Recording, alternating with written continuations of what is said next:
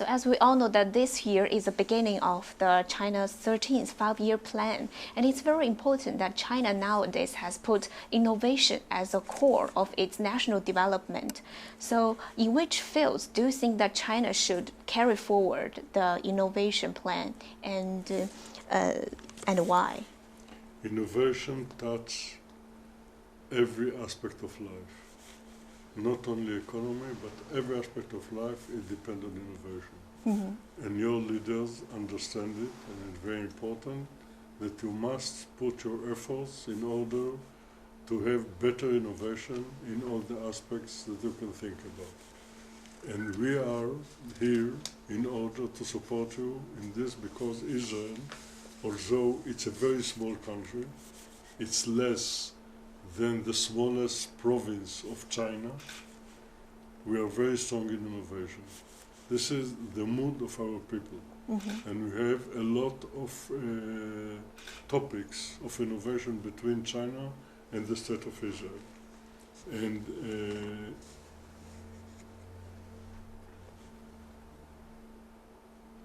the main issue at the end Mm-hmm. is education. Education. You have to educate your people to innovate. And this is the main issue. In Israel, this is part of our life, and in a short time I am sure that it will be part of the life of the people in China. I'm traveling all over China. I used to meet your students all over the country, from Heilongjiang to Sichuan, from Sichuan to Guangdong, Wow. everywhere. I used to speak in the universities, and I must tell you that in every place I meet young Chinese students, young Chinese people, that innovation is part of their life. They innovate all the time. You can find them in the universities. They have their small shops. They innovate there, many things. And the spirit innovation, slowly and surely entering the Chinese society. Okay. Through those students, and Israel can help a lot in this aspect. Okay. So maybe the experience of the startup nation in Israel innovation can help us. And also, you mentioned before that Chinese economy has shifted its gear to the new normal, and some gloomy forecasts about the hard landing of Chinese economy has hit some headlines of the Western media. So what's your opinion of this? How do you see the prospect of Chinese economy in the year of 2016? First of all, the double-digit growth Mm-hmm. that you enjoy for many years is amazing achievement, and it's unnatural. Therefore, the new normal, it's a new normal, it's natural. And what you did in the last years is amazing, and you became second to the Americans in the economy power of the world. And it's very important, because when you start, you were like Spain. Where is Spain and where is China today? And it's amazing, but you have to accustom yourself to the new normal. And first of all, you understand it. That is very important to understand it. And secondly, you are working accordingly. And this is very important, I believe. And I'm very optimistic about the future of our economy as a bystander. I'm not part of it. As I look from the side, first of all, your leaders are smart enough to understand it and to change the gear, shift the gear to the new normal. And secondly, the Chinese are hard-working people like the Israelis. And if you have the right direction and you are hard-working people, I'm sure that it will be, and you have the right plan, program, how to do it, and we are talking about the five-year plan. Yeah. It's only a matter of time that we'll be in the good place, and you are doing the right things in order to be there. So you mentioned the 一带一路, the Belt and Road Initiative. So what do you think Israel can gain from this initiative? And also, are there any challenges in this perspective Could you please specify on some of the, the fields which China and Israel can cooperate under this 一带一路 initiative, Belt and Road Initiative? First of all, we are part of it through the bank. Yeah. You established the bank, the ASEAN Infrastructure Investment Bank, AIIB. Yeah. You established it, and at the last moment, we became part of the founders. Mm-hmm. I believe that in a short time, this bank will become the most important financial mechanism in the world, because your government is behind it, and your government is giving the amount of money in order that the bank will operate. And we are part of it. Mm-hmm. And we are looking forward to see projects that we can do together. I mentioned the projects that are now ongoing in Israel, in the ports, in seaports, and tunnels, and railways, and that you know how to do it, and this is part of it. And we are looking forward to projects along the Idai-Ilu in order to be part of it. Mm-hmm. You have to see at the end, it changed the world, because this Chinese dream, this Idai-Ilu, is creating a new continent. It's Euro-Asia will be together. So this transportation it's not only transportation, it's to change the world by building a new continent of Asia and Europe together.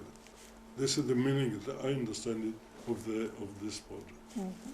Very good. So could you please share with us your view on the development of our bilateral ties over these years? From your perspective, in which fields of bilateral cooperation lay the great potential or the breakthroughs of our bilateral ties, and in which areas you think the two countries need to strengthen the cooperation? We have several projects that we work on them. One of them, we change dramatically the visa system between China and Israel. Mm-hmm. And I believe that as it will be simple and free to go between the states, and it shows the real friendship between the two states. Because if it could go easily from Beijing to Tel Aviv and Tel Aviv to Beijing, we are friends. Yeah. We used to work together. And we are in the last phase to have a visa, a 10 years visa. You will get a visa for 10 years to visit Israel or to visit China. Multiply entrance as much as you can. And we hope to finish it in several weeks. Secondly, in the end of April, first time, Chinese airliners is going to fly to Israel. Wow. It's Hainan Airlines are going to fly, first flight from Beijing on the 28th of April. They will fly directly to Tel Aviv. And it shows the ties between China and the state of Israel. All the other projects are mainly of economy. Mm-hmm. And we have several projects. We are talking about project of milking of cows, of dairy in Longjiang province. We are talking about project of water in Shandong province, in one of the cities in Shandong, in Shongguan, in Shandong. And these are two main projects that Israel is going to be not part of it, to initiate and to invest in, and with our technology and with our technicians and with your people that know how to work together, and this is very important. Thirdly, there is the academy. The Israeli universities, we have only 7 research universities in Israel, all of them involved in China. Wow. All of them has more than one point of contact in China, because one, it's not enough. 2, 3 point of contacts all over your academy, your universities. We have Israeli students coming here. We have Chinese students coming to Israel.